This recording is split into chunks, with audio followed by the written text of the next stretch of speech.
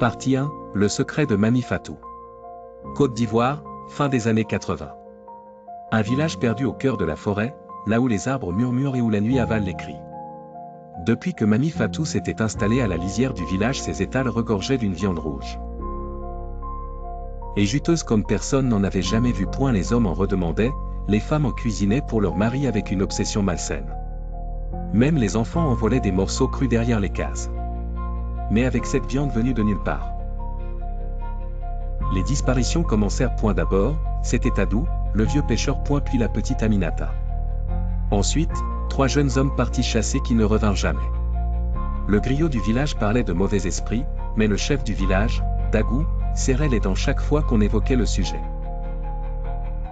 Kofi, un jeune homme revenu de la ville, refusait de manger cette viande point, et elle avait vu des choses, là-bas. Des rituels, des sacrifices. Et cette viande avait le même goût que celle qu'on lui avait un jour offerte dans une cérémonie interdite. Une nuit, il suivit Mami Fatou. Elle se déplaçait sans bruit, son corps massif flottant presque au-dessus du sol point. Elle pénétra dans une clairière où brûlait un feu noir, entouré de statues en bois au visage tordu de souffrance.